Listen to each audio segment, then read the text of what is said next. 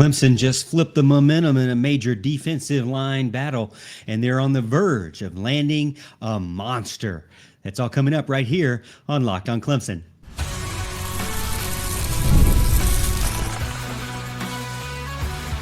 You are Locked on Clemson, your daily podcast on the Clemson Tigers. Part of the Locked on Podcast Network, your team every day.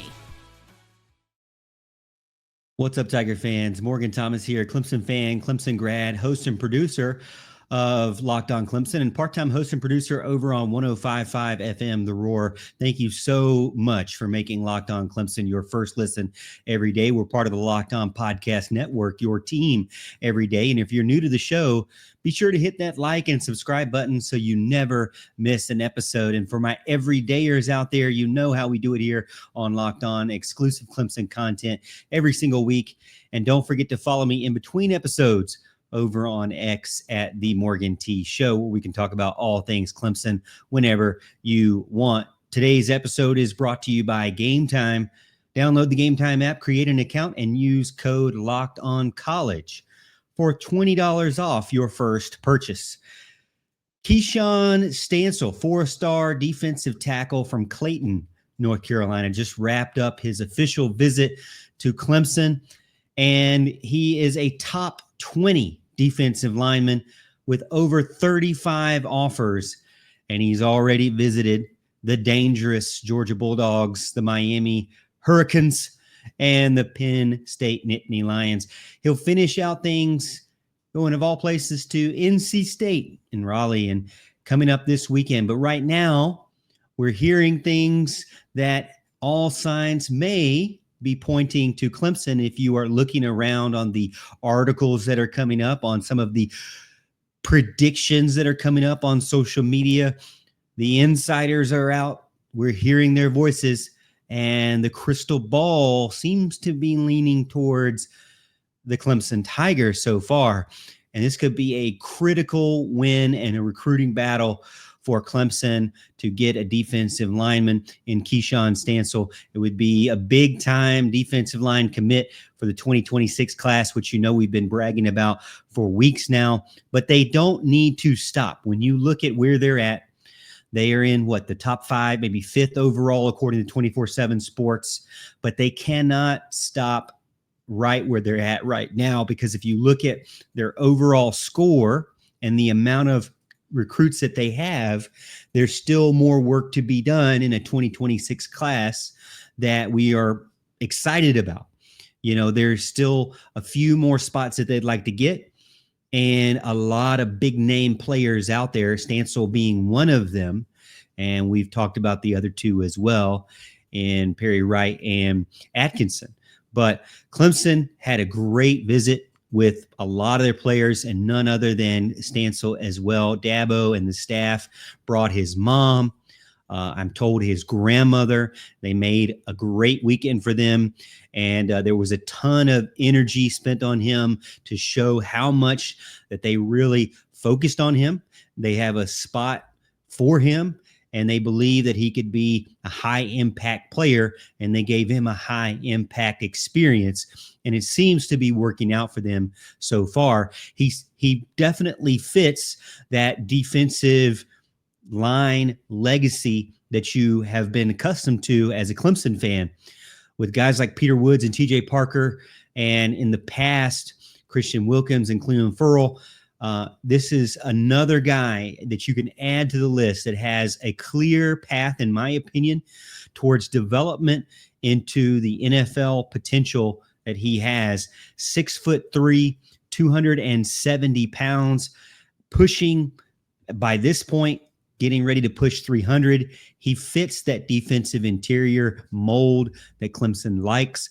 He feels a big-time need that Clemson needs to continue to build out and sustain the success that they've had. You know, for years I've said Clemson is a defensive line university, and they don't get talked about it as much, but they still are, and they still have elite guys on their staff right now, on their roster right now. But they, as college always goes, you have to reload and bring in new talent as well. This would elevate the entire 2026 class because of how well he is rated. It'll be another blue chip addition for Clemson if they can land him, and it'll be a huge success for Clemson, but they cannot stop. They still, in my opinion, have a handful of guys that they have to land to be able to keep being in the top 5, and even in the top 10, because if they stop where they're at now, not going to be as high by the end of everything shaken out if they don't get more added to this. When you look at his film on huddle.com and just see how electric he is, he's coming up on his senior year this fall. This guy is just very fluid. He plays very heavy, but also very fast. There's a couple times where I think he could get off the ball a little bit faster, because you see it in some highlights where he is just like immediately off the ball, off the snap, with those quick twitch skills and abilities. But then there's sometimes where he kind of a little bit of a delay, but man, it does not take long for him to go from 0 to 1,000. He gets going downhill, and it is like an avalanche. I mean, maybe we'll just nickname him that, as the Avalanche for Clemson if he were to commit. Now, he still has another official visit to go on with NC State and the Wolfpack. Obviously, Miami, that staff down there really wants him. They made a big impression. Location to me matters. I mean, obviously he's going to NC State this weekend, but also fit matters and culture matters. I think Clemson means more in those areas to those other universities that he's visited outside of possibly, say, Georgia, for example. But Clemson is a smart choice, a stable choice, a development-focused destination to get him to the NFL. So it's not a bad decision by any means if he were to go to Clemson, but he, as I mentioned, has a ton of offers. If they land him, it wouldn't be just a recruiting win. Again, this would be a big continuation of the momentum we are seeing in this 2026 recruiting cycle. Dabo's vision is playing out. He wants to continue to go after the best of the best, the elite players, and develop them.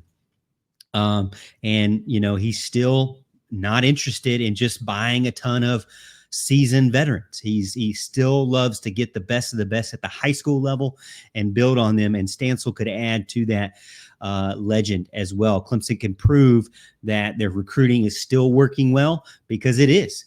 And Keshawn Stancil, a commitment after we'll likely see it soon after his final visit this weekend. And if he does pick Clemson, it'll be a big-time win and keep Clemson's momentum to continue.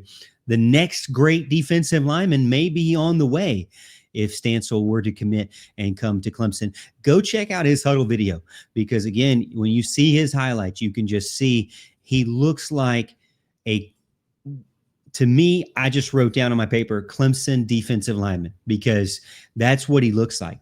The skills that he has, the size that he has, the way he's able to use his weight, his body, his hands, the way he's able to chase people down sideline to sideline is just very unique. You don't see that a ton. He has a lot of different ways that he can shut down an offense. Not just a one-trick guy. He definitely can beat you in multiple ways and stop and frustrate an offensive line and an offensive coordinator. And we'll talk about another guy later on in the show who used to tear up offensive coordinators and offensive line as well. But before we get into it, segment 2, I'm going to talk more about recruiting as well. So stay tuned here as we continue the discussion.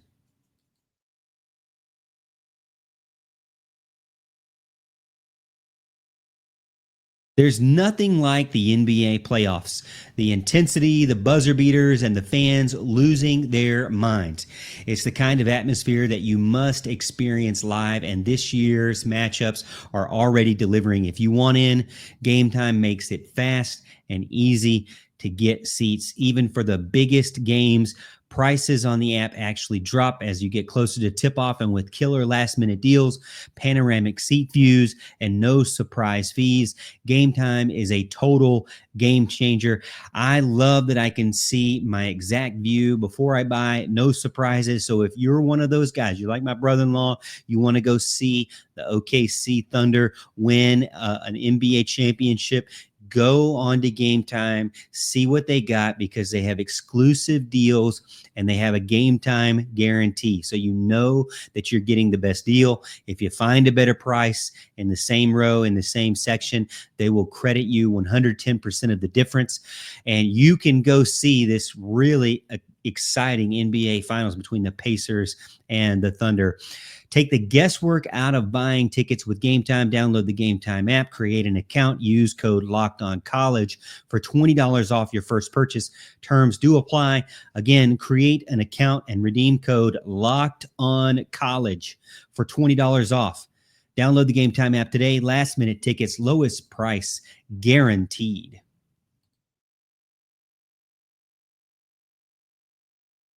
You know, from what I was looking at on some of the social media accounts, some of the comments that were out there from the message boards, I'm kind of a message board guy. I don't get involved a ton, but I like to see what other people are talking about, what other Clemson fans are talking about. And there was a few things that were going around that I wanted to, kind of talk about on this show as well. But, one of the things was that it seems as if there's a lot of fans excited about the football recruiting momentum. As I mentioned, Clemson's a top 5 football recruiting class right now with potential to stay there. A lot of big time elite guys still on the board for the Tigers. But one of the things that was mentioned was just about how the whole athletic department seems to be doing well, from football to baseball, to softball, to soccer, basketball. Clemson seems to be recruiting well. And, it gives you that excitement as a fan. And this fan mentioned he's excited, he or she is excited as back in 2018. I would say that I feel the same way. There was a few years where recruiting kind of died down for me. I didn't really like NIL the way it turned into. It wasn't sponsorships. It was straight up, and it is still right now, pay for play, and it's going to continue, but it's going to turn into the universities paying directly for play instead of a bunch of boosters like you and me. Well, not really like you and me, probably like, big time boosters that have way more money than I've ever even dreamed of. But the 2026 football class is got a lot of momentum right now. We're seeing a ton of crystal balls out there. Basketball just came off of a big time run into the postseason for 2 years in a row. And they are, able to bring in a ton of really exciting transfers. And they have a couple of guys from the high school recruiting ranks that seem to be doing well. Typically, Brownell does better in transfer portal than he does in high school recruiting. So it seems as if that more transactional aspect of transfer portal is working well for Brownell and his style. Baseball hosted a regional, and they have a ton of guys coming in. They've lost a few, but they're bringing in a bunch. Softball, again, bringing in a bunch of reputable transfer portal girls as well. They obviously have recruited extremely well, because this past season was just filled with a bunch of freshmen. And women's basketball also gaining some traction. So it's not just momentum on the football field. It seems as if the university as a whole and the athletic department is entering in a strong past couple of years, and is being built through just what we love about Clemson, culture, continuity, making smart decisions, not just going in and throwing money at any and every single player. I'm really glad that Clemson doesn't get involved in stuff like that and is still able to be successful. Now, I'm not saying that Clemson doesn't spend money. We know they spend money. They're stacking talent on the defensive side of the ball. They're stacking talent on offense. They have 10 blue chip football recruits. They have top 200 players. You got to pay. You got to be able to invest and show you can invest even as a freshman. But Matt Luke and the changes that they're making on the offensive line and how they're really going after some of the best from the offensive line, and they're not just offering them. They actually have a big time connection and are in the mix with these guys. And then Gideon Davidson, one of the best running backs in the class last class. Now he's a freshman, getting ready to get hit in his first snaps as a Clemson Tiger. He could possibly be a future star. This team this year feels like a college football playoff contender. And outside of quarterback concerns for next year, seems that they will still have a bunch of extremely talented players across the board. Basketball, baseball, they're not just competitive. They are getting into the postseason regularly. Softball, getting into the postseason regularly. Soccer, getting into the postseason. Clemson is holding their own against the best teams out there. You know, baseball is still kind of falling a little bit flat. They're not getting to Omaha, and that's kind of the expectation, is to be one of those top 8 teams, which is extremely hard to do. Don't get me wrong, in today's college sports at all, just to be one of the best teams, especially when you get into the tournament level stuff. But all of the sports seem to be thriving in their own right. I hear a lot of good things from lacrosse. We know that Clemson gymnastics has been doing well, and they're going to be reinvesting now that they're changing up some of the coaching staff there. So I think that we're landing great players all over the university. And so it seems as if Clemson's brand is working better than just football, you know, and you know, they obviously are still going to give a ton of money to football, maybe the majority. I know, not maybe, but they are going to give the majority of money to football. And that is definitely a concern, because you get a team like, let's say we were Duke, for example.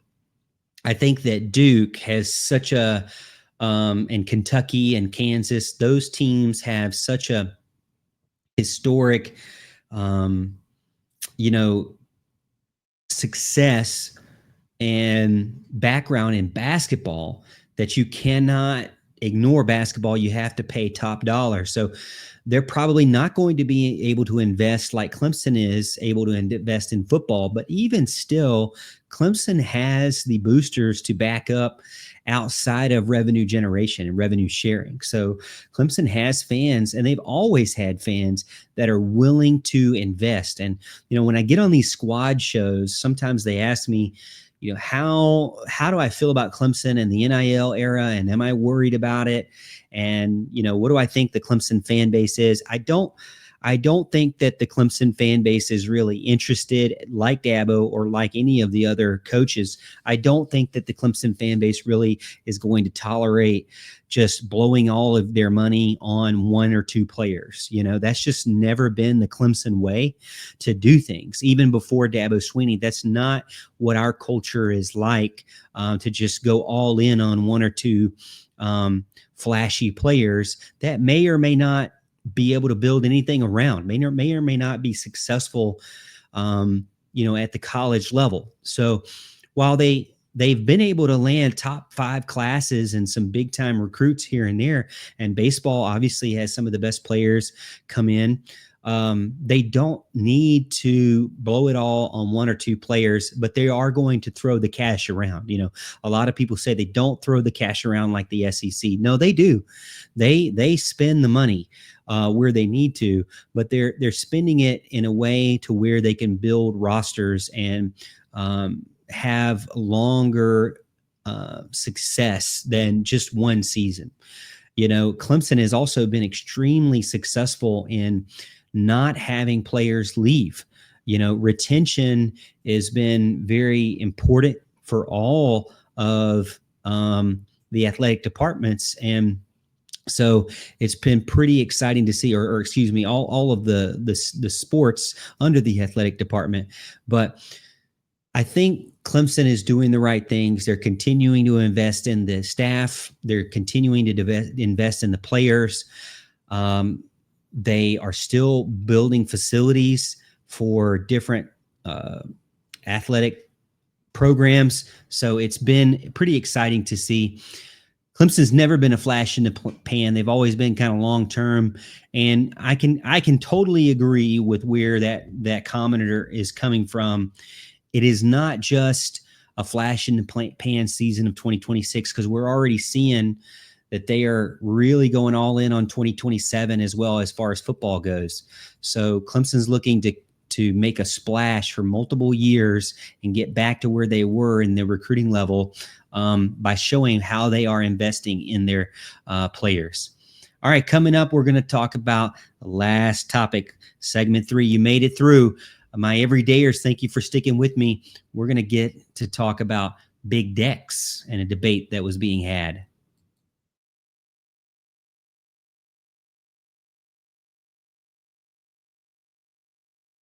I saw this afternoon that someone posted that Big Dexter Lawrence, who is now, a great interior defensive lineman for the Giants in the NFL, possibly one of the best, underachieved at Clemson. And he was pretty much overrated due to the fact that he had so much more success in the NFL. He's just not been as dominant in college when he was here.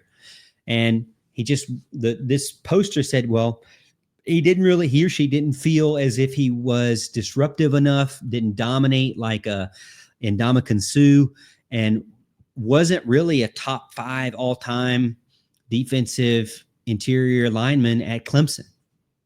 And it got me thinking, is that really true? And I was like, I don't know if Clemson or Dexter Lawrence actually underachieved. Now, was he someone that blew up the stat sheet? Maybe not.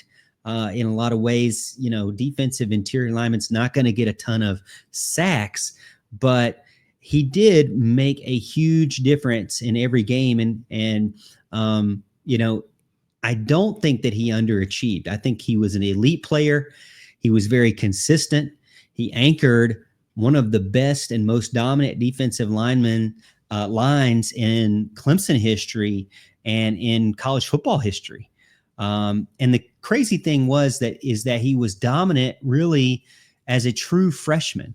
62 tackles, 6.5 sacks, a very feared interior lineman, part of an amazing group of guys, the Power Rangers, if you will, and he stood out. And to me, that shows a lot. He played also through injury a few years. His last 2 years, I think he really had a lingering foot issue that kept him out, that slowed him down. He missed the playoffs because of an Ostarine issue. You remember that? Probably forgotten about it by now, but yeah, that happened.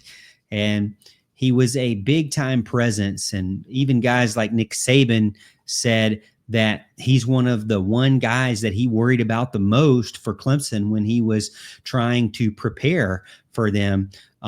He made other people around him better as well. And that's what you really look for from a defensive interior lineman. They're not going to get all of the stats that you see, and sometimes they're not really going to get talked about a ton.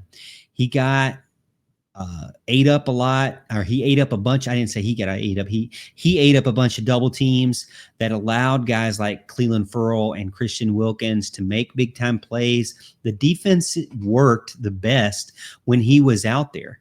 And yeah, he wasn't flashy. And yeah, he is actually a really quiet dude. At least in front of the media, he was about disruption over stat sheet. And, it's not uncommon though to see guys come in and, at least for Clemson, we've seen a couple of guys just do much, much better in the NFL than they actually did at Clemson. But to me, that doesn't mean that they underachieved.